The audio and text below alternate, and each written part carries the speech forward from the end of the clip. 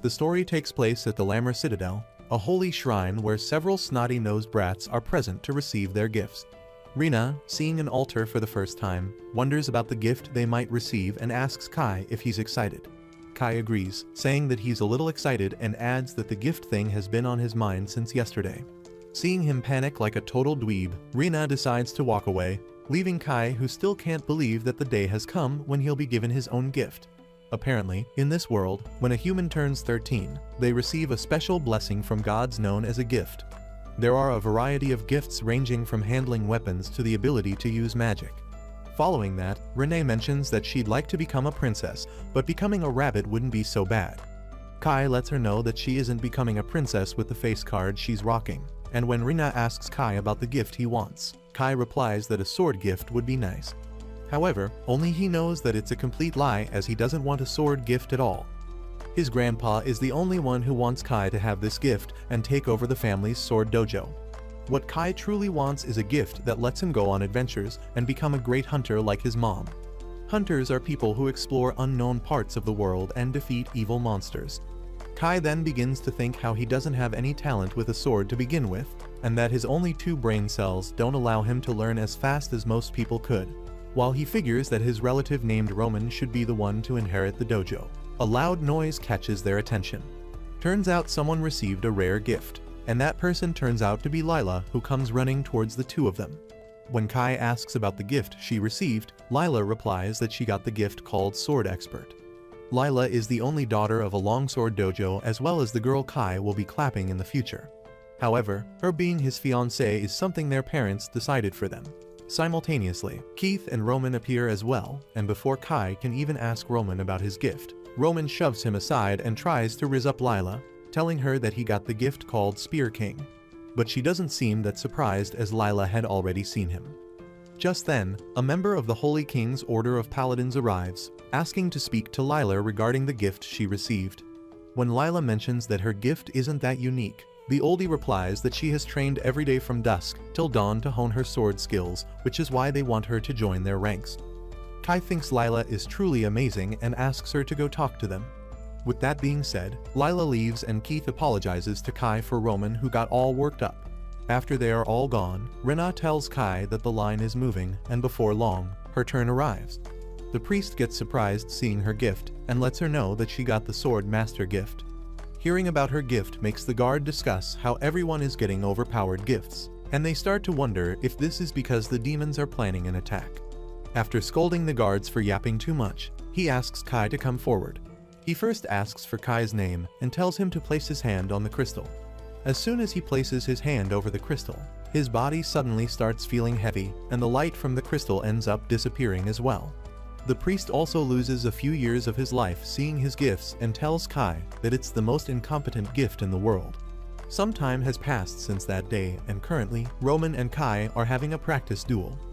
Everyone seems to be cheering for Roman, reminding him that his opponent is the most incompetent in the world. As Kai struggles to keep up with Roman, he eventually gets hit on the forehead and falls onto the ground like a pathetic weakling. Just when he is about to faint, the view of 2 ginormous jugs right in front of his face wakes him up. Lila helps him get back up on his feet, while Kai can't help but have a staring competition with them. Following that, she rubs medicine on his forehead wound, and Kai remembers that since he received that gift, his life has been going downhill. Due to his gift, Kai's physical abilities have gotten weaker than women and children who haven't done an ounce of training. No one talks to him anymore, and even strangers have started bullying him for no reason. Currently, only Lila and a few others treat him the same way, even though his engagement with Lila was cancelled the day he got the gift. He is now a nobody but figures that it's fine as he has gotten used to it. Following that, Lila asks if he's going to the royal capital soon, to which Kai agrees, saying that it's pretty hard for him to stay at Lammer. If he goes to the capital, Kai is hopeful that he might be treated like a human again. Lila questions if he plans to find a job, but Kai disagrees, saying that he plans to go to the neighboring city. It's home to a race without gifts, and he's sure that even someone like him can find some kind of work there. Additionally, he promises to send Lila letters, but she replies that it won't be necessary and runs away, telling him that she needs to sort out her luggage. Kai also decides to go and talk to his grandpa, but runs into Roman on the way. Roman reminds him that he's the holder of the Spear King gift, and since Kai isn't engaged to her anymore, he's the only right man for her. However, Kai replies that it's something Lila should decide for herself, which makes Roman question if Kai thinks Lila would choose an incompetent mutt like him. Kai answers back and tells Roman that his feelings towards her are different and that he has nothing to worry about. Before Roman can ask any more questions, his teacher calls him to continue the practice battles, forcing him to abandon their conversation. Meanwhile, Kai thinks Lila is more like a sister to him and regrets that he couldn't tell Roman about it. Later that day, he appears in front of his grandpa, who apologizes to Kai for putting him through all this trouble. When Kai asks what he means, his grandpa mentions his engagement being cancelled and him being chased out of the house. But to his surprise, Kai replies that he doesn't mind at all, as he's always seen Lila as his sister, and besides, going to the royal capital was a dream of his. This causes his grandpa to burst out laughing, telling Kai that his eyes used to be clouded before, but now he doesn't have to worry as they seem to be more clear than ever. Lastly, his grandpa says that no matter what gift he possesses, he still is a part of the family and always welcomes back. But when Kai replies that he doubts he'll ever come back, his grandpa yells at him, telling Kai to let him see his face every now and then. With that being said, his grandpa prepares to leave and asks Kai to take good care of himself, to which he agrees. Now that everything is settled, Kai packs his bag and thinks that he'll finally be heading to Babel, the gathering point of all aspiring hunters, where he'll take his chance to become a hunter as well. Following that, Kai tries finding the carriage station and figures that it must be around the corner. Just then, a luxury carriage stops right in front of him, which makes Kai wonder what kind of person could be riding inside. To his surprise, a busty baddie steps out of it, asking if he's Kai and introducing herself Rosemary. Kai instantly remembers that it's the same name as the Amelia Kingdom's priestess, and before he could say anything, Rosemary mentions that she will be accompanying him to the royal capital. Additionally, she asks him to call her Rose, to which Kai hesitantly agrees. Suddenly, her maid begins staring into Kai's soul and ends up grabbing him by his collar, confusing Kai. She then calls him an incompetent brat, asking if he has no manners, but gets scolded by Rosemary, who tells her to stop that at once, reminding her maid that she's the one who wanted to travel with Kai, and that her action brings shame to both her and Kai's grandfather. This causes the maid to apologize, while the carriage driver tells Rosemary that Rosanna's actions were out of devotion to her. Following that, Rosemary slaps herself as hard as she can, shocking Kai, and while bleeding through her mouth, asks him if they should get going. Nonetheless, he prepares to get on the carriage, wondering if all nobles have a loose screw like her. Additionally, he is grateful to his grandpa for arranging the ride, but can't help wondering if he'll be okay around these people. Later that day, they make a stop at a camp and Kai stands in line, waiting for his turn to receive food. The chief lets him know that it's his turn, but only gives him a loaf of bread, saying that it's Sir Frankton's order. Kai remembers his grandpa telling him that all travel expenses were paid for, and thinks that he might need to pay separately for food. Just then, a man who's built like a stress ball purposely bumps into Kai, causing him to fall down and waste the only loaf of bread he had. Before Kai can say anything, that man begins yelling at Kai, blaming him for bumping into him. Furthermore, he kicks Kai on the stomach and continues kicking the life out of him. Out of nowhere, Rosanna appears and tells him to stop. This makes that man even more furious, and he questions if Rosanna is protecting the traitor, to which she replies that she's merely following Rosemary's orders. Suddenly, the sound of someone hitting their sword on the ground catches their attention, followed by that man asking the reason behind the commotion. Having no other choice, the fatty is forced to walk away, and Kai takes a breath of relief. However, when he tries to thank Rosanna, she walks away, letting him know that she wouldn't have helped him if it weren't for Rosemary's orders. While walking past each other, both Rosanna and that man greet each other. Following that man comes up to, mentioning that one of her men caused trouble for him again. Kai recognizes him as Arnold. Surprisingly, he begins bowing in front of Kai, saying that his subordinate's rude behavior is due to his own negligence. But Kai mentions that it's always the same, as both people from the capital and Amelia Kingdom see him as an existence shunned by God. This makes Arnold decide to bring Kai's food to his tent from now on. But when Kai tries to tell Arnold that he doesn't have to go that far, Arnold replies that youngsters like him should be more honest. Afterward, he takes Kai to the head chef and confronts him for his rude behavior. The head chef tries to explain that Frankton told him to do so, which makes Arnold grab the head chef's collar, ordering him to make more food for Kai. The head chef, barely holding himself from soiling his pants, orders all his workers to prepare a meal for Kai. Eventually, he is given a load of food, and when he tries to thank Arnold, he is told that this is what he's entitled to, and that Kai should eat a lot so he can grow a nice big sausage. With that being said, Arnold walks away, deciding to talk to Frankton and his other subordinates as well, while Kai stands there in shock, surprised that there are people like him in the world as well. 3 days later, Kai is once again given a ton of food, and this time, people make sure not to bump into him anymore. That night, Kai lays in his tent, wondering how Keith and Rena are doing right now. This reminds him that Keith was going to the royal capital to study while Rena had joined the heroes' party to defeat the Demon King. Just then, Rosemary appears outside his tent, asking Kai's permission to come in. Ultimately, he lets her inside and sits awkwardly in front of her, wondering if this is a friend with benefits kind of situation. Additionally, he thinks how he doesn't like dealing with her, as people might harass him again if they saw him with her. But before he can ask her anything, she apologizes, leaving him shocked. Rosemary elaborates that she heard what the knights did to him the other day, but Kai lets her know that it's in the past and she doesn't have to be sorry about that. But Rosemary argues that it happened because she selfishly asked his grandpa to travel with him to the capital. This makes Kai question why she wanted to travel with him, and Rosemary replies that it's because he's Rena and Keith's childhood friend. Shocked, Kai asks if she knows Rena and Keith, to which she agrees. Apparently, Keith is the younger apprentice of the head court magician who is also her mentor, while Rena is her best friend. Hearing that she's learning magic under the head magician makes Kai wonder if she's the hold priestess Queen Laura, but figures that it's not possible. Following that, he asks Rosemary if they told her about him, and she agrees, telling Kai that Rena is always talking about him and right now, she might know him more than Keith does. After hearing so much about him from them, she wanted to meet Kai herself. Afterward, he asks Rosemary if Rena is doing well in the heroes team, and she agrees, telling him that all the heroes and knights love to be around a cheerful hottie. Soon after, their conversation is interrupted by Rosanna, who enters the tent and tells Rosemary that she should be getting to sleep soon. Rosemary realizes that she must have lost track of time while talking to Kai and decides to head back. Kai thanks Rosemary for teaching him all those things, and she replies that she had fun as well, wanting to talk sometime again.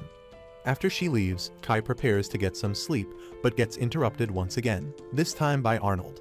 He apologizes for barging in so late, and says that he just wanted to thank him. Kai questions the reason as he hasn't done anything, but Arnold once again bows in front of him, thanking Kai for talking to Rosemary despite everything that happened. Kai tells him to raise his head, saying that he should be thanking Rosemary for talking to a waste of oxygen like him. After that, Arnold informs Kai that he was bestowed a weak gift as well, which is why he can empathize with him. Furthermore, he motivates Kai to do his best, as if he works hard enough, he'll definitely be rewarded. On the other hand, two shady-looking dudes are hanging out in the forest when Frankton appears as well. When Frankton asks them about their progress, the skeleton dude mentions that all the Empire's finest summoners are in position and reassures him that not even a single mouse will be able to escape. Frankton compliments the skeleton dude named Ents, and he asks Frankton about the princess movements. Frankton replies that Rosemary was engaging in conversation with Kai, but is sound asleep. All that's left is to cause a commotion and separate Arnold from her side. Signal interrupts, saying that if it weren't for Rosemary, Gilbert will be given the throne, the person Frankton supports. Furthermore, he mocks Frankton for trying to sell out the royal he serves, saying that the soldiers wouldn't dare to think of that. Frankton questions if Signal means they have no shame, to which Signal replies, apologizing in a sarcastic manner for phrasing it wrong. Furious, Frankton begins yelling at Signal, saying that he doesn't know anything about the nation's internal matters. Additionally, he mentions that they are not betraying Rosemary, but wants to wed her to the Empire. Ultimately, Ents stops Signal from talking back and apologizes to Frankton for his behavior.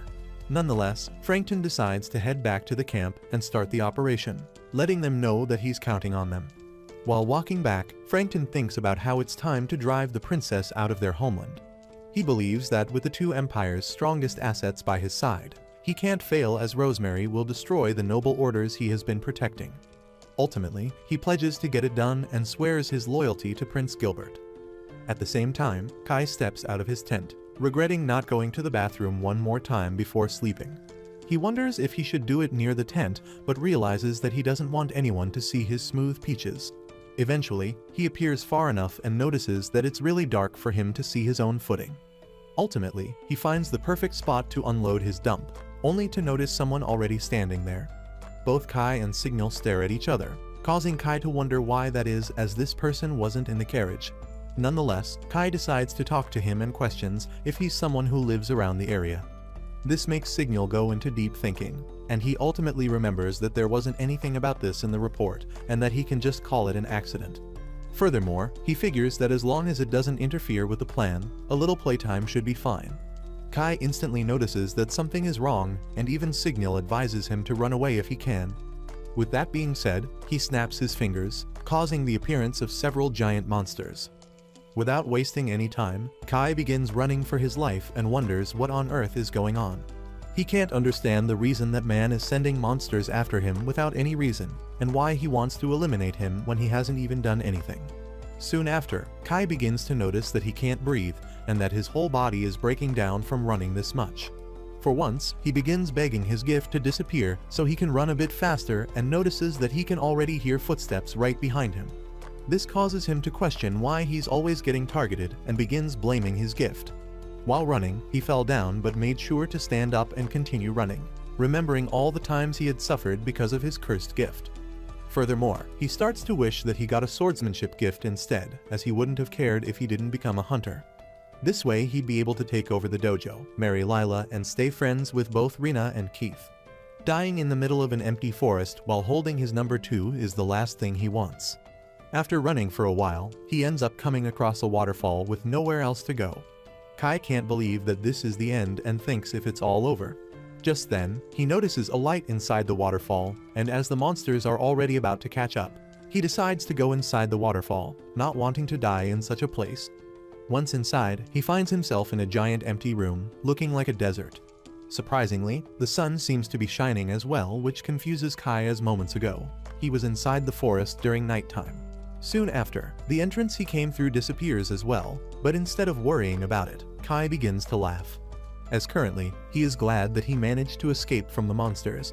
He then wonders if this cave itself was some kind of trap and notices a building nearby.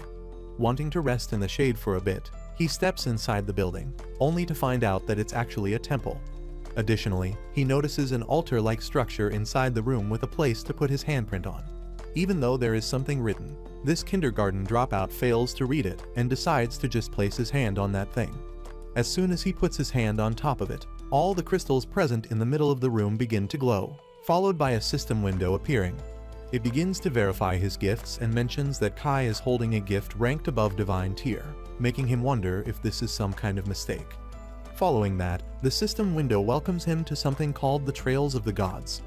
After he presses the proceed button, he is taken to a window informing him about all the rules of that place. After reading them, he gets to know that the building he is in is a dungeon. He is fully aware that places like this are cleared by top-tier hunters, but if he goes outside, there will be monsters waiting to turn him into minced meat. This causes him to panic, but he makes sure to stay calm and organize his thoughts. Kai then remembers that he is granted 5 things and makes the first thing, an item box, to appear. Inside the item box, there are 2 things, namely escape shoes and an indestructible stick. To start things off, Kai selects the escape shoes, causing them to appear out of nowhere. After taking a look at those shoes, Kai thinks about putting them back, which makes them disappear. After that, he says storage, causing the item box to display the things present inside, making him believe that he actually got himself a rare item box. Now, it's time to test the 4th item, which is appraisal skill. Kai begins by appraising the escape shoes and finds out that they increase the probability of fleeing from enemies. Reading about what the shoes are capable of makes Kai wonder if this is a national treasure level item and gets the idea of appraising himself. There, he finds out that his gift really is divine ranked and learns that under certain conditions, it holds the potential to exceed all limits in any category. Realizing that it's just a fancy way of saying that effort pays off, he decides to put it aside and remembers the 3rd item, that is elixir. After looking around the room, he manages to find the elixir spring, which surprises him as he thought it would be in a bottle. In order to test the capabilities of this elixir, Kai cuts himself using a knife and puts his injured hand in the elixir. To his surprise, the elixir heals the wound instantly. Realizing that he got an item box, the appraisal skill, and discovered the elixir spring, he might be able to become a hunter if he reports this to the Hunter Guild. After arming himself with everything he found, Kai is now prepared to escape this place. With that being said, Kai begins walking deeper into the dungeon and decides to stick to the wall, just like he learned in the Hunter manual. Believing that he can make it through, Kai continues making his way forward until the wall he's using as a guide ends. Before he can decide what path he should pick, Kai notices a monster chewing his arm without a care in the world. He then begins to panic and tries to free himself from the monster. As Kai struggles to free himself, the monster grips his arm with even more strength, ultimately resulting in his arm getting severed. Without thinking much, Kai begins running towards the room from where he initially came from and goes straight towards the elixir. There, he rearranges his thoughts and remembers that he was on his way to the capital and was camping when he bumped into the man with red hair. Following that, he takes his head out of the elixir and after catching his breath, remembers that the grasshopper monster got his right arm. Luckily, the elixir manages to heal it, causing Kai to be relieved that he managed to escape from the monster again. Even though the elixir healed his arm, it couldn't repair his supreme drip, and seeing the blood stains on his shirt makes Kai realize that it wasn't a dream and everything he experienced was real. Additionally, he is aware that in order to escape, he needs to go back into the dungeon. He was lucky to survive this time, but the next time it happens, the grasshopper might turn him into a full-course meal. Thinking about this makes Kai annoyed, and he begins to cry, wondering why it always has to be him who goes through all of this. It has now been 7 days since he entered the temple. There is nothing to eat, and at this rate, he might starve to death. The only edible thing is bugs on the ground, but after appraising them, he finds out that it is a poisonous bug, powerful enough to eliminate a dragon using its poison. Even though it's highly nutritious, Kai decides not to eat it for now. Eventually, 15 days passed, and now Kai has an idea in mind for which he drinks a lot of elixir. Just to stay on the safe side, he drinks some more and decides to finally eat the poisonous bug. Without thinking much, he puts the whole thing in his mouth, and instantly his vision begins turning red, making him wonder if this is it. Just then, a notification of him acquiring a skill appears which makes him wonder why he is still alive.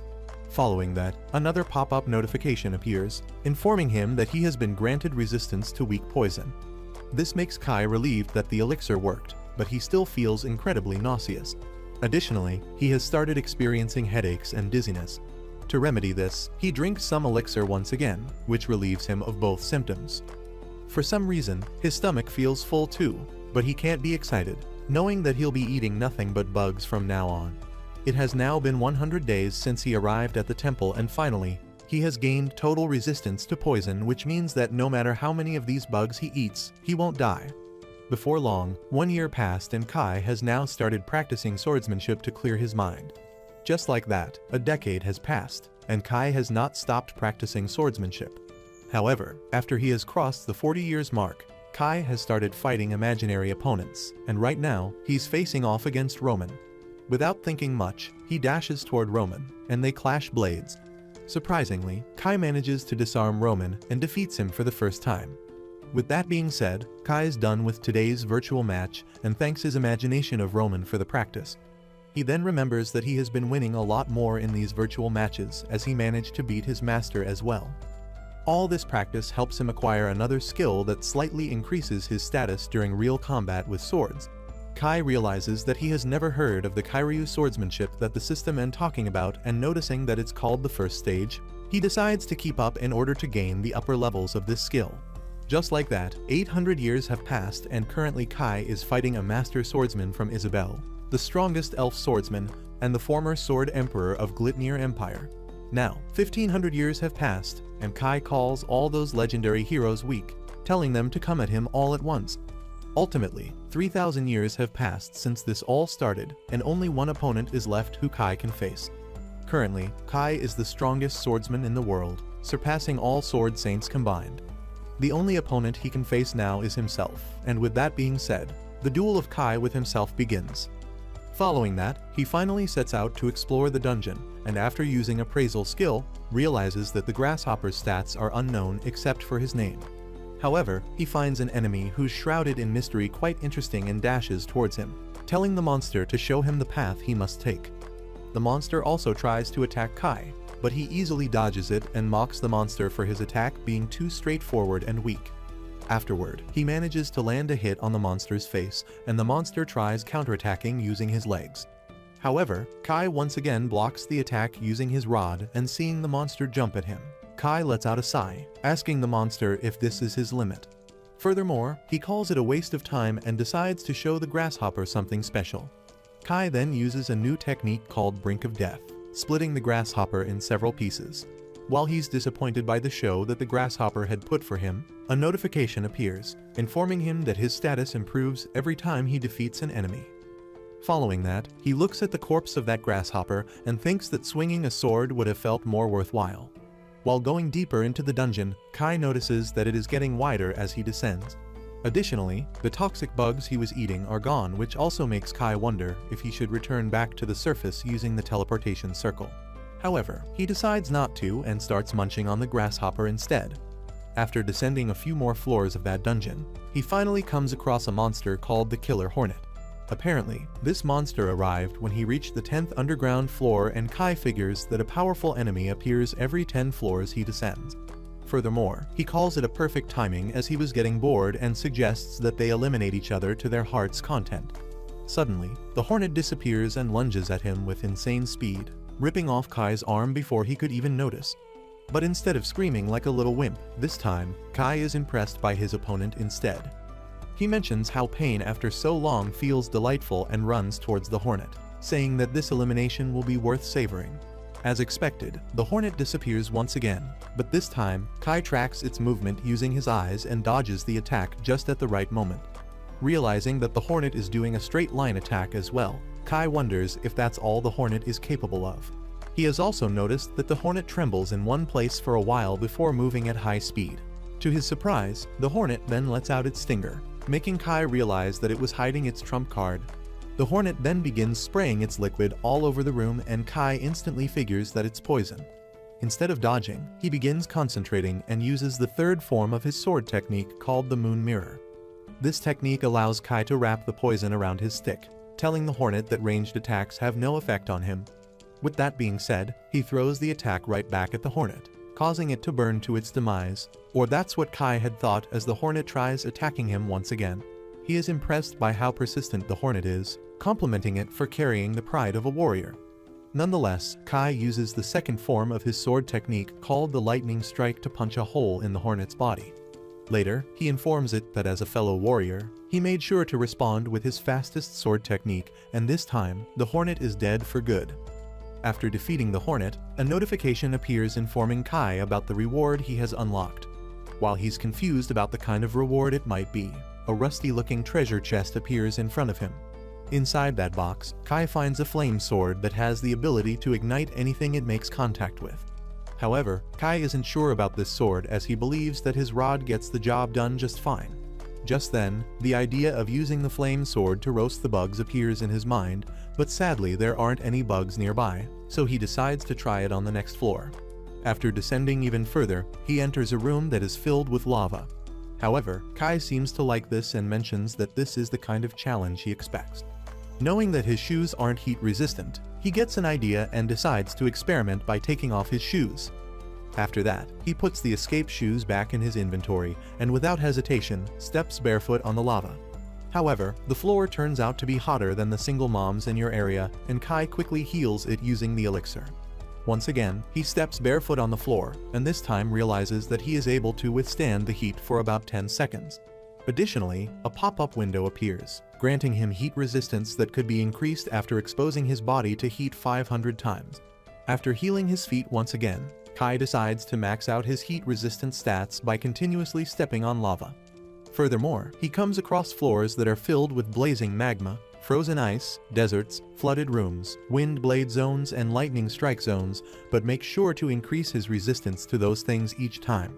Ultimately, after reaching the 300th floor, he has achieved resistance to all the rooms he went through, making him almost invincible. With that being said, he decides to move to the next room, and remembers the Thunder Beast gloves he picked up earlier, which he has been using to wipe his sweat. As he walks towards the next staircase, he can hear the sound of water and soon after, notices a beast named Thunder Tiger King waiting for him.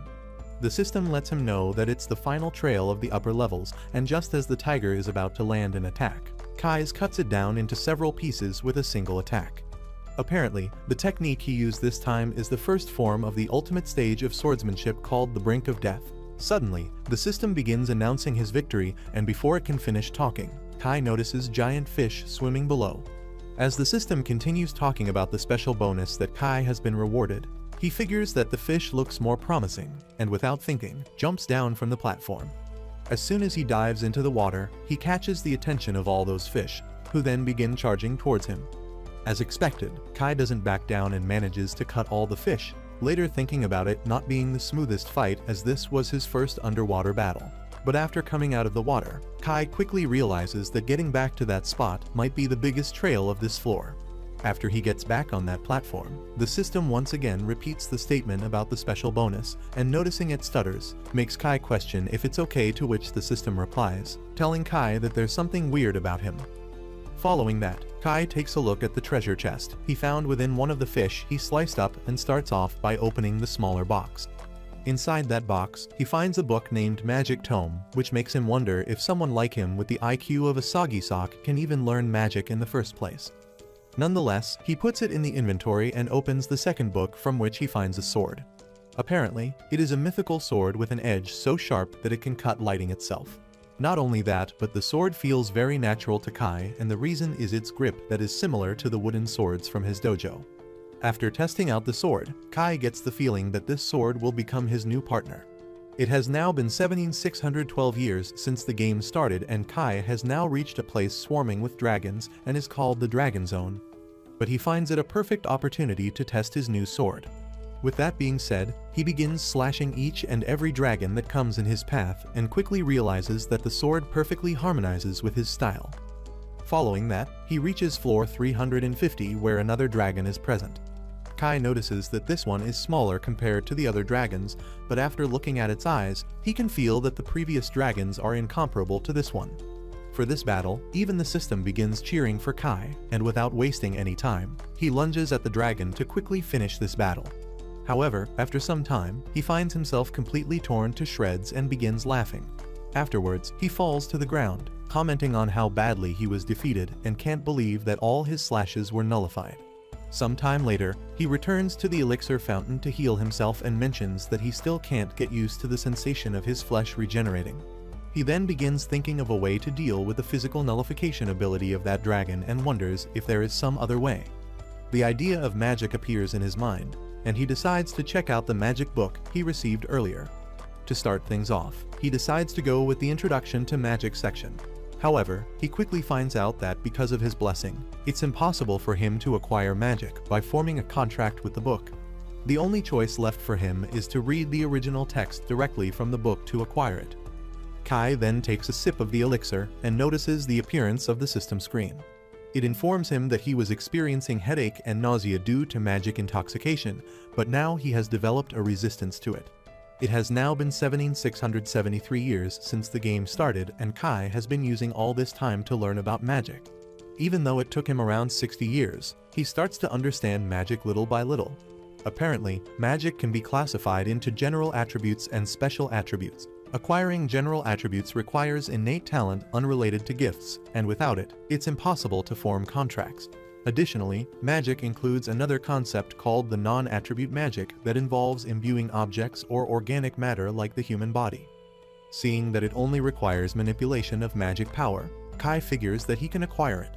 As he crosses the 8,000 years mark, Kai has realized while going through medical literature that the human body is a massive assembly of tiny cells.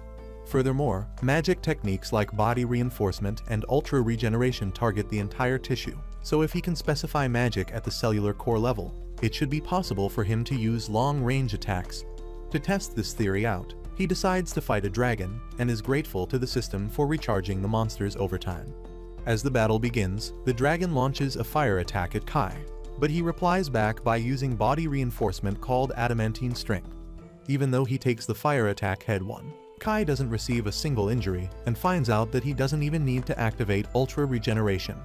Next up, he takes out his katana and uses weapon reinforcement called demonic armament. By imbuing his weapon with non-attribute magic, his sword now functions as a magical blade that even physical immunity won't be able to stop.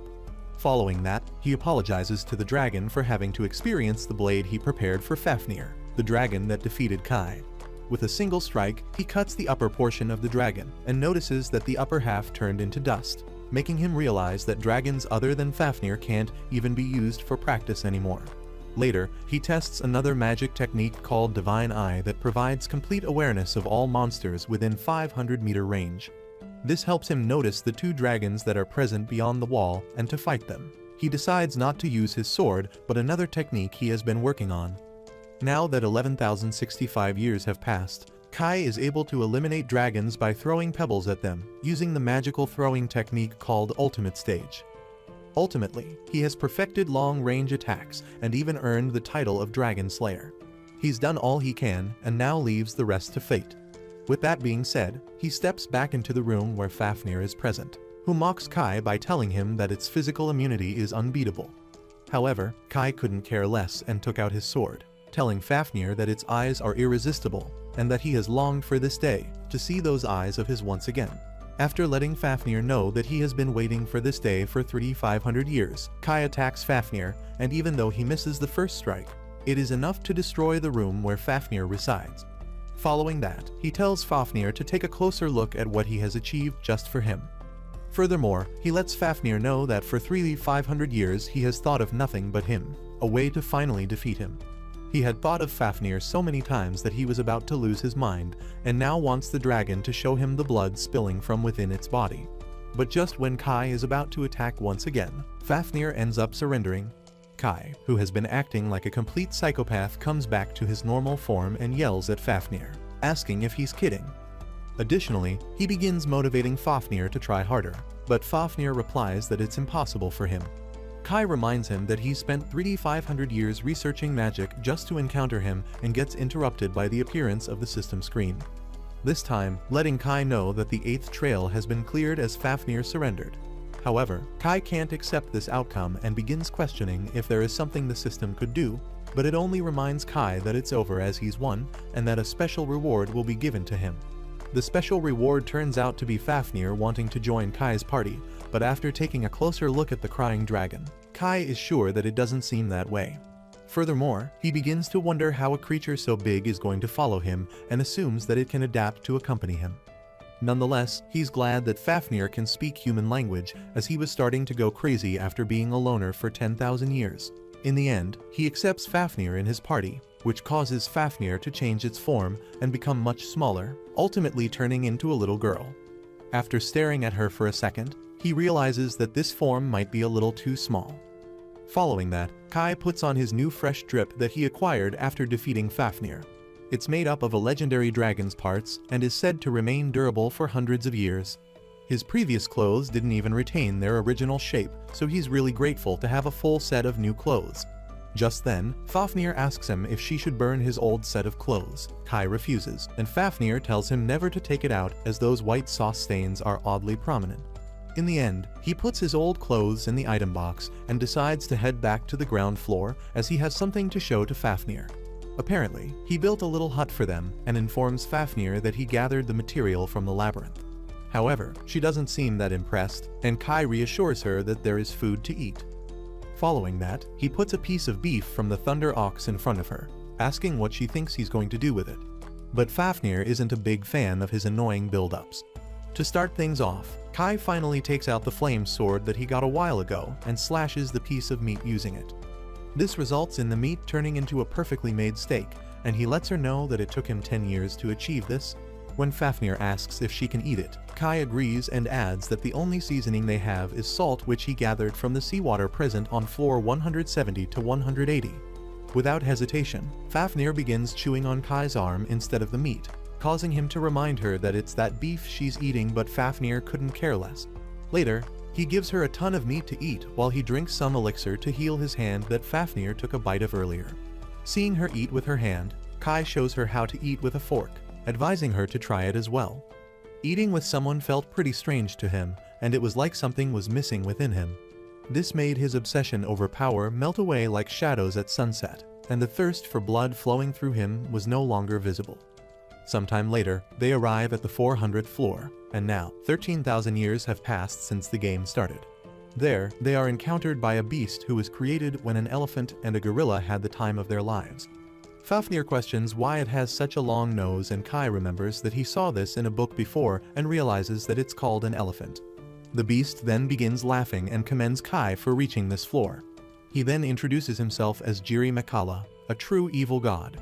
Kai asks Fafnir if she knows that he means and wonders if she's done with her steak, but Fafnir replies that she'll finish it later and puts her hand in her pocket. From there, she takes out a robotic arm, telling Jiri Makala that she's going to give him a good whooping. Kai asks where she learned to be this violent, to which Fafnir replies that she learned it from him. This makes Kai decide to step in and set up an example. He then tells Jiri Makala that throwing his life away so carelessly is not good, asking him to surrender so he can let him go. While Jiri Makala can't believe someone is telling him to surrender, Kai adds that he's not fond of violence and is committed to let everything from bugs to dragons go as long as they don't hurt him. Jiri Makala loses his cool hearing Kai's statement and reminds him that he's the servant of the supreme god. Furthermore, he adds that he's the first vassal who holds the highest rank among the gods, and that for someone like Kai, even speaking to Jiri Makala should be an honor. However, Kai has enough of his yapping session, and with a single strike, turns the Jiri Makala into ashes. He then mentions that if Jiri Makala hadn't given a short refusal, at least his bones would have been left. Suddenly, he remembers that he was supposed to set an example, but ends up making Fafnir excited, who believes they should beat everyone into oblivion from now. This makes Kai explain to her that it's not okay to be violent towards everyone she meets, but Fafnir completely ignores him and asks for some food. Just then, he receives another reward that is called Subjugation Encyclopedia. While he's confused about what the book is capable of, a pop-up appears, asking Kai if he wants to save the soul of Jiri Makala in the encyclopedia. While he thinks hard about it, Fafnir almost presses the button, but is stopped by Kai just in time, telling him to press it the other way around. Eventually, she pushes the yes button, which makes the book glow and stores the information of Jiri Makala inside it. Kai figures that he can summon monsters. He registers and decides to try and complete the encyclopedia from the first floor again. For the time being, they decide to head back to the first floor as Fafnir is starving. After returning to their hut, Kai decides to summon Jiri Makala, reminding Fafnir that it's the same monster Kai totally annihilated. Following that, Kai begins saying the summoning incantation and ultimately makes Jiri Makala appear. Confused, Jiri Makala looks around and begins wondering where he is until he notices Kari standing right in front of him. Kai lets him know that he will be serving him from now on, but Jiri Makala instantly disagrees. Realizing that Jiri Makala is as disobedient as ever, he takes out his indestructible stick, deciding to train Jiri Makala himself, saying that after wandering between life and death for about 10,000 times, he might become a bit more obedient. Now, 51,000 years have passed and Jiri Makala is sleeping peacefully when suddenly, Kai yells at him to get up. He instantly gets up and both Kai and Jiri Makala greet each other, but Jiri Makala still gets punished as his response was too slow. Kai reminds him that his response must be done before his, and Jiri Makala begins bowing, telling Kai that he is a worthless bug crawling on the floor. Soon after, Fafnir wakes up as well and Jiri Makala once again greets her, calling himself a worthless bug. This results in him getting smacked for his slow response again, and is reminded by Kai that he's not supposed to use that language in front of Fafnir. But it's a bit too late, as now he greets Kai by calling him a worthless bug as well. As a punishment, Kai tells Jiri Makala to do 500,000 push-ups, and 1 hour later, he is finally done with the punishment. Kai then suggests heading back underground to continue filling the encyclopedia, adding the fact that he wishes to test the new robotic arm he got the other day. Apparently, it is the Divine Seal gloves which have the power to tone down Kai's abilities at will. If he lowers his stats to the limit, get beaten to near death, and then win, his stats are slightly improved. With that being said, Kai leaves, telling Jiri Makala to restock supplies and clean the house. After 65,000 years have passed, Kai and Fafnir reach floor 700, where there's no tree or rock, only a blood-red sky. Just then, they notice something nearby and wonder if it is a boss. That thing turns out to be a monster who compliments Kai for making it so far, despite looking like someone with a foot fetish. Kai realizes that he can't gauge the enemy's strength because the gloves have lowered his status as previously. He could estimate their rank. Feeling its strong bloodlust makes Kai wonder if he should take off the gloves, but is unsure as he'd lose the XP if the monster turns out to be a weakling. He then asks Fafnir about what he should do, but she is too focused on how tasty the birdie looks. Kai questions if she likes chicken, to which Fafnir replies, asking if they will be roasting it. The Phoenix decides to hear what they are talking about and catches Kai calling it a freakish bird monster. This enrages the Phoenix, who yells at Kai for calling him a freak. But Kai replies that it's just a figure of speech and he only means he is a freak as a food ingredient. However, hearing him call it food enrages it even more, and he decides never to forgive him. Simultaneously, Fafnir takes out her robotic arms, telling Kai that she will be taking care of the birdie, while she prepares to take on the monster. Phoenix calls her a fool for challenging him and starts by attacking Fafnir using its flames. But Fafnir jumps and punches all the flames it has been throwing with ease. Following that, she uses an attack called the Lion Sky Slash to bring the Phoenix onto the ground, and with one more hit, cuts the whole bird in half. With that being done, she lands on the floor, hitting the Spider-Man pose, and gets complimented by Kai as she finally said the name of that special move right. Fafnir then reminds Kai that it's time to cook, and he takes out his flame sword when suddenly, the Phoenix's body begins burning on its own. Soon after, its body starts regenerating as well, and after fully healing itself, the Phoenix reveals that he is actually immortal. Just as Fafnir is about to battle it again, Kai stops her and begins laughing, calling him the best. He adds that his blood is boiling as it's been a while since he felt this thrill, and now wants to test if Phoenix truly is immortal. First, he wants to pull out all its organs, then slice it into tiny pieces down to the size of a fingernail. Furthermore, he'll use his sword to turn it into dust, and wants to test how long its life force can hold out. However, before long, Kai can't believe what just happened, and is in a state of shock as the Phoenix died when he diced it into bite-sized chunks. Even though he cooks the Phoenix for Fafnir, he still can't believe that it's not regenerating, and when the notification about adding the Phoenix into the encyclopedia appears, Kai punches it. Furthermore, he calls the bird a gutless, pathetic monster for dying so easily, only to realize that he said it all in front of Fafnir. Instantly, he shifts his mood and tells her that using such language is not okay, and reassures her that he only did it to show her what things she shouldn't be doing. Fafnir agrees, calling him lousy, making Kai realize that it's already too late. Having no other choice, he calls her a good girl and suggests going back to their house, to which Fafnir agrees, now calling him a worthless bug. Kai has finally cleared the trail of the gods, and as a reward for clearing the trail, his memories are forcibly reconnected to just before the trail began. This makes him remember that he was on a journey to the royal capital. Furthermore, he has been pursued by black beasts and a redhead, which caused him to stumble into a dungeon called the Trail of the Gods. If he hadn't cleared the dungeon, he would never have been able to leave. Luckily, time was frozen both inside and outside the dungeon, where he fought countless monsters and formed bonds along the way. Somehow, he managed to escape the dungeon as well, even though it took him 100,000 years and 7 days to clear it. Seeing his behavior makes Fafnir mention that her master is acting weird, and Astaroth, the former final boss, replies that it's natural as they've just returned to the original world. Apparently, despite being the final boss, Astaroth saw his status and surrendered before the battle even began. Just then, Fafnir mentions that someone is coming, and to their surprise, it ends up being the same redhead MO who was chasing Kai earlier. Kai instantly remembers who this person was, and even though he remembers Signal being a strong fellow, he doesn't look so strong to him now. Signal notices that Kai's got company and comments on how both of them are total knockouts. Hearing these insults causes both of them to almost turn Signal into tomato paste, but Kai stops them, wanting to handle it himself. Additionally, he makes sure to wear the divine sealing gloves to help him hold back a little. Hearing Kai wanting to hold back enrages Signal, who asks Kai if he even understands the situation he is in. But before he can say anything further, Kai attacks him and breaks all the fingers of his self-pleasuring hand. This makes Signal order his monsters to attack, but Kai uses his sword technique to easily take care of them. Following that, he walks towards Signal and, using the technique named Brink of Death, makes nuggets out of the remaining monsters. The lackeys mention how Signal doesn't even stand a chance, and after tying him up, Kai questions him about his actions, and he confesses everything without resistance.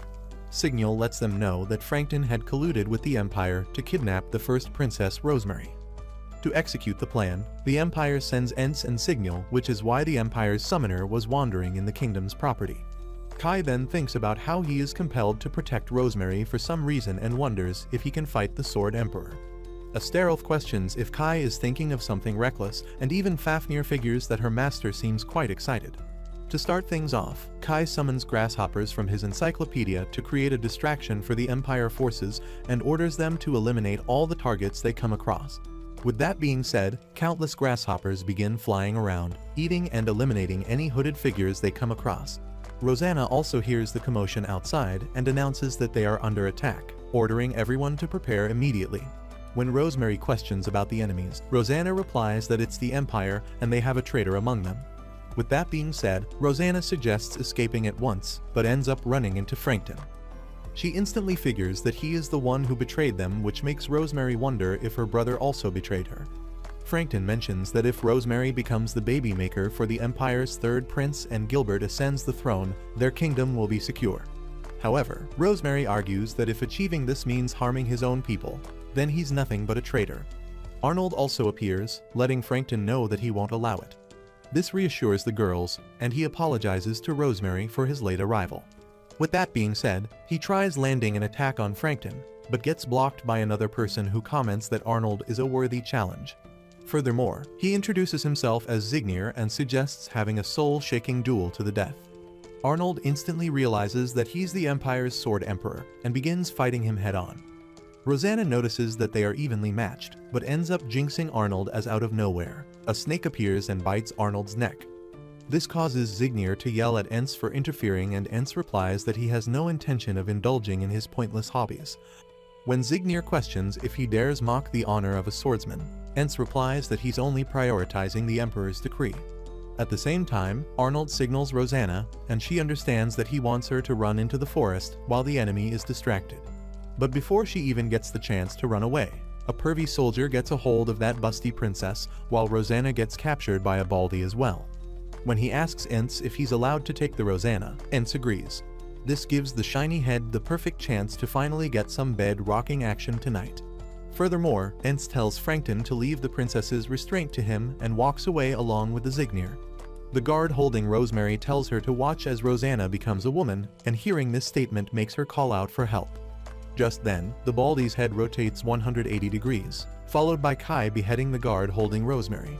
While Kai can't believe a head could break so easily, Rosemary can't believe that person in front of her really is Kai. While Kai helps Rosemary stand back up, the Empire soldiers run away from Fafnir, who's having the time of her life beating them up.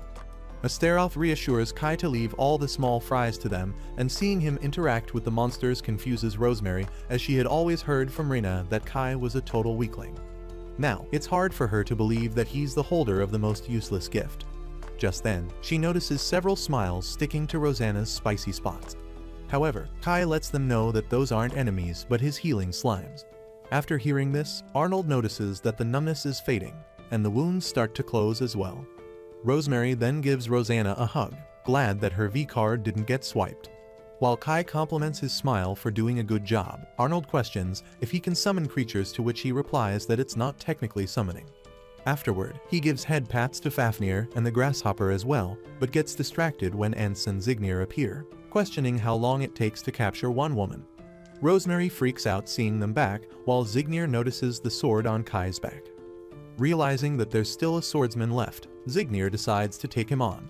Following that, he takes out his sword, telling Ence not to interfere or he'll seriously eliminate him. Kai, noticing Zignir's stance, gets disappointed. While Rosemary tells Kai to stop as it's dangerous, he picks up a stick from the ground, telling Zignir that he isn't worth pointing his blade at. This statement makes Zignir furious, and he jumps at Kai, only to be blocked by a mere stick. The battle continues, and Rosanna is impressed by how Kai is fighting the Sword Emperor with just a branch. She then asks Arnold why the Sword Emperor's attack can't reach Kai, but he is too shocked to reply. Eventually, he mentions that it's because their swordsmanship skills are worlds apart. It's like seeing someone who's trained for millennia and a complete novice. Additionally, it's not just talent but the result of relentless training. Ultimately, Kai disarms Zignir of his weapon. Furthermore, he tells Zignir that he has talent with the sword, but needs to think why the previous Sword Emperor entrusted this title to him. Eventually, Kai decides to spare him this time, considering his potential as a Sword Emperor. While Zignir runs away crying, Ence mentions that Kai is far too dangerous, and he might become a threat to the Empire, which is why he needs to die. With that being said, he summons the Spirit King Ifrit. Furthermore, he allows Ifrit to consume the mana of his subordinate if he needs to and burn everything to ash.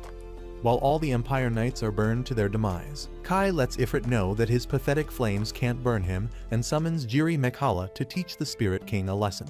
Jiri Mekhala ends up crushing the Spirit King under its foot and lets Kai know that he's deeply honored to be summoned once again. After that, Jiri Mekhala takes the Spirit King inside the encyclopedia while Ents begins begging Kai to spare him and asks him to join the Empire. But without hesitation, Kai cuts him in half, saying that there's no value in the words of someone who uses their subordinate as bait. Now that everything is done, Kai tells Fafnir and Astaroth that they should leave, but Frankton tells him to stop, asking Kai to serve under the next king, Prince Gilbert. He reassures Kai that the prince would ensure he lives in absolute comfort, but Kai mentions that he's not interested. He also adds that a royal family that discriminates based on gifts or lineage is nothing but pests. This statement makes Rosanna yell at Kai for mocking the royal family, causing Fafnir and Astaroth to get defensive as well. However, Rosemary tells Rosanna to stop, letting her know that it's fine. For the first time, she has someone who shares her views, and instead of relying on royalty or nobility, each citizen should participate in governance. Kai reminds her that it means giving up being a princess, to which Rosemary replies that she doesn't mind. Furthermore, she makes a decision and tells Kai that she wishes to appoint him as her royal guard. This comes as a surprise to everyone, and when Rosanna questions if she's really appointing a useless traitor as the royal guard to the heir to the throne, Rosemary replies that there's no one left in the palace she can trust. There's no one suitable, as Kai is uninterested in wealth and has strength surpassing the Sword Emperor. She then tells Kai that if he accepts, he needs to swear his loyalty by kissing her hand. However, Kai decides to remain an alpha and, not giving up on his nonchalant act, gets the job done with a handshake, accepting the offer until she finds a proper royal guard. With the deal closed, Astaroth mentions how Kai is always getting involved in trouble, but Kai believes he could fight stronger opponents if he sticks with the princess. Sometime later, Rosemary writes a letter to Renee, letting her know that she's heading to the great city of Balls to hand over Frankton. Furthermore, she is sure that the news about her getting attacked must have shocked Rina and reassures her that Kai drove all the Imperial soldiers away, along with the fact that he is accompanying her as well. Currently, they are staying in the post town of Papla, and when Kai questions why they have to stay there for a few weeks, Rosemary replies that it's until Balls is confirmed to be safe.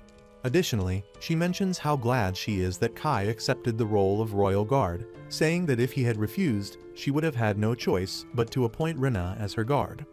This reminds Kai that Rina is currently training in the royal capital and wonders if he felt compelled to protect Rosemary because of Rina. Rosemary then adds that she doesn't want her best friend on a dangerous mission, to which Kai agrees, saying that he wishes to protect his childhood friend as well. He then reminds her that he's only acting as a substitute royal guard, and Rosemary agrees, saying if she can ask for one more favor. Later that day, Astaroth and Fafnir along with their dog are sleeping peacefully when Kai enters the room and yells at them to wake up. Astaroth wakes up in a hurry with her peaches exposed and is told that they are heading to town to do some shopping. In this state of panic, Astaroth accidentally lets go of her blanket, giving him a 4K view of her glorious honkers. While Kai is surprised to find out that Astaroth is a woman, Fafnir also wakes up, and soon after, both Rosemary and Rosanna appear in the room as well. Rosemary then asks Fafnir to go to the town with Kai and look for ingredients to make a cake.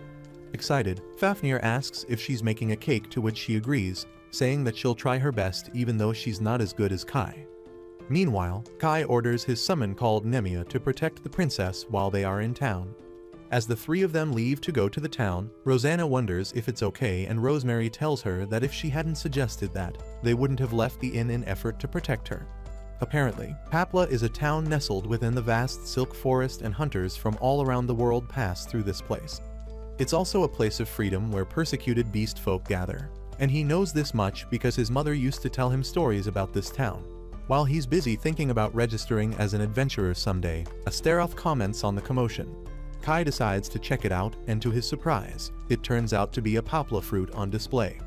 The owner presents it to Lord Getty, asking him to have a taste, but before tasting it, he signals his magicians to do some funny business. Astaroth instantly notices that he used some sort of magic to rot the fruit. Following that, Getty takes a bite and throws it on the ground, saying that it's totally rotten. Furthermore, he reminds them that he is tasked with selecting an offering for Gilbert, and feeding him rotten fruit is the same as giving it to Gilbert. He then lets that owner know that he has made an enemy of the entire Blood Alliance, while the owner of the fruit tries his best to beg for forgiveness. Just as Astaroth tells Kai that they shouldn't intervene, someone from the public yells at Getty that this won't be happening. That person turns out to be the leader of one of the 4 sacred guilds who came along with the sub-leader. Getty argues that the action of townspeople can't be overlooked, and the sub-leader mentions that Gilbert wouldn't want to see his people suffer. The leader also asks Getty to calm his anger, causing him to let it slide, advising the fruit owner to bring proper ones next time.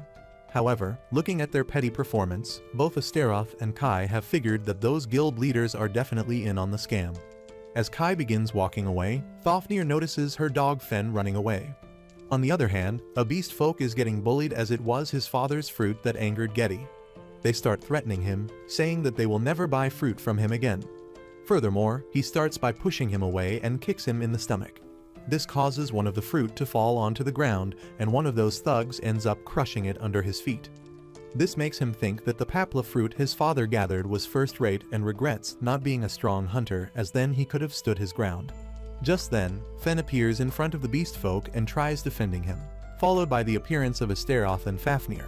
Kai also appears, telling Fen not to set the town on fire. Fafnir also waves at Fen, and he apologizes for running ahead. One of them mentions that tourists shouldn't stick their nose in town's business, but ends up getting kneed to the ground by Kai. This makes the rest of the thugs prepare to attack Kai, but their attacks have no effect on him. Realizing that he only needs to leave one of them alive, Kai attacks the rest of them, leaving only one intact. When the boys try to thank him, he advises him to thank Fen instead and tells Astaroth to take Fafnir and the boy to Rosemary's place. With that being said, he returns to that thug, asking to let him meet his boss, saying that the rotten fruit isn't the only conspiracy of this town. Later, Rosemary bakes cake for everyone and gets told by Astaroth that Kai won't be back tonight because of the investigation.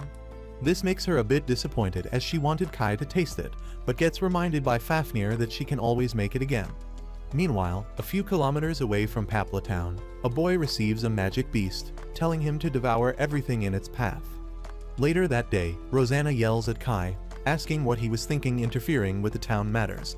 She further adds, telling Kai that she'll never forgive him for putting the princess in danger. Kai starts off by apologizing and mentions that this conspiracy involves nobles connected to the Amelia family as well, asking if the princess would stay silent. This causes Rosemary to ask if she can do anything to help, and Kai asks her to gather people, as he'll be holding a beast folk information session. With that being said, Kai starts explaining that the foundation of Papla Town's prosperity and trade lies in the agricultural goods prepared by the beast folks.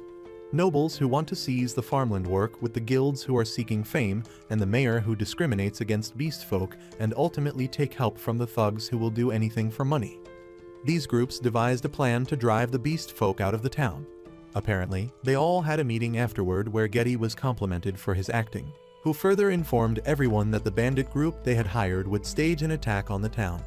After that, the Coin Guild will save the town from the so-called Beast Folk rebellion staged by the bandits, which will give them the chance to capture the Beast Folk and sell them as slaves.